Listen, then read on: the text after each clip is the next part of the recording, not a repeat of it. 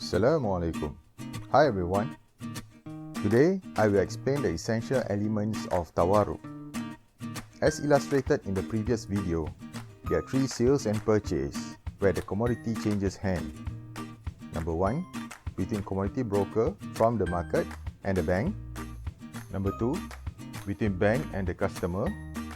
And number 3, between customer and the market via bank as an agent. For all the transactions, there are parties who act as buyer and seller. Having contracting parties, namely buyer and seller, is the first essential element of the contract. Contracting parties can be a natural person or entity. Therefore, the bank as an entity can enter into contract with individuals, sole proprietors, partnerships, SMEs, large corporations, other financial institutions, government, and so on. For Tawarruq, there should not be a case of buy and sell to the same party. For example, bank sells to the customer and subsequently buy back from the customer and vice versa. Contracting parties can deal directly with each other or deal via agent.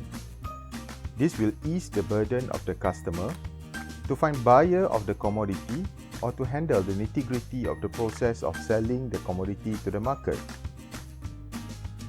Second essential element is mutual consent, or called sirah in Arabic. Mutual consent is manifested in the contract or akad in the Arabic, which consists of offer, ijab, and acceptance, qabul. Offer and acceptance can be evidenced either in writing, oral, or by conduct. In the Quran, under chapter 2, verse 282, it is recommended for a debt contract to be in writing, which conditions made transparent for both parties and having two persons as witness of the contract. Contract made under Tawarruq is a binding contract. It cannot be unilaterally terminated. As earlier example, the three contracts are independent to each other. Thus, the contracts must be in separate agreements. The commodity change hands between one party to another. The earlier transaction must be completed before the later transaction starts. Seller must ensure that he owns the asset before he can sell it. Short selling is not allowed. The seller must not sell the same asset concurrently to different parties. Well, in the real world, we cannot sell a car to 5 different buyers concurrently, right? Then, we move on to the third essential element, the subject matter, or the asset that is being traded. The asset can either be tangible or intangible. It must be valuable, identifiable, deliverable, in existence, owned by the seller, and can be sold as a whole or an identifiable portion. There are certain assets that cannot be traded, for example gold, silver, currency, under construction asset, and debt. Hold on, don't be confused with this statement. Financing or money generated via Tawarruq arrangement can be used to purchase an under construction property, but the Tawarruq itself should not use an under-constructed asset as a subject matter. Hopefully, we are clear on this. Okay, if asset is not present during the contract session or the term used as Majlis Al-Akad, seller must describe the asset, for example, quantity, quality, form of asset, etc. Practically, when a bank performs a Tawarruq with a client, the commodity is not being presented to the client, but adequately described by the bank. Asset must be able to be transferred to the buyer. For instance, if it is illegal to transfer the asset to the buyer or the asset is encumbered, the asset is not suitable for the arrangement.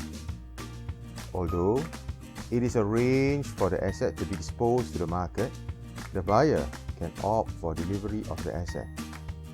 This situation happened when buyer decided not to proceed with the third agreement, namely to get the agent, which is the bank, to sell the asset back to the market.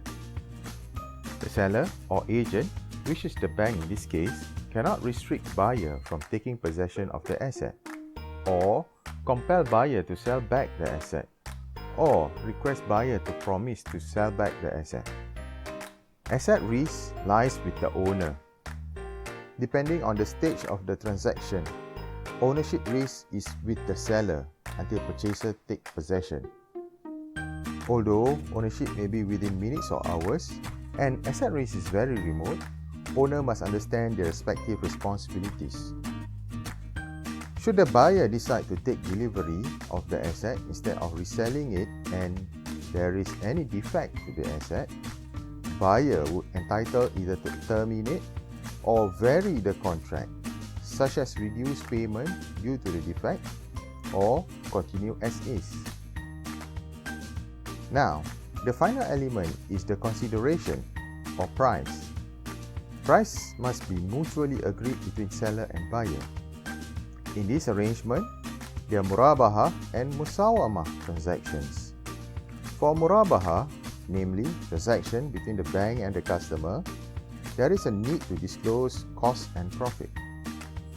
For musawamah, namely transaction with market broker, we only disclose the selling price.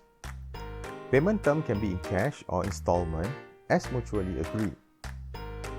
In the event of difficulties, bank can reschedule payment but cannot charge above the price which was agreed upfront with the customer.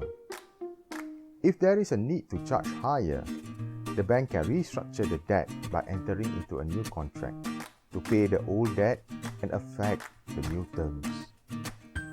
Payment can only happen after sales and purchase. Bank will only receive installment payment after selling the asset to the customer via deferred payment plan. The customer can only receive the cash from financing after disposing the asset to the market. In the event of prepayment or early settlement of debt, the bank can give rebate. In Malaysia, bank have to give rebate for early settlement, and the mechanism is to be explicitly mentioned in the financing contract. This rebate ensures that Islamic banking customer is not worse off as compared to the conventional bank's customers. In the event of late payment, the bank may impose late payment charges as prescribed by BNM, termed as ta'wid. The bank can impose higher penalty charge called garama, but the excess must be channeled to charity. Okay, I hope that you are now understand the essential elements of Tawarruq contract. If you have further questions or comments, please post it in the comment section below. Do check out this channel from time to time as I will keep on uploading more videos about Islamic financing.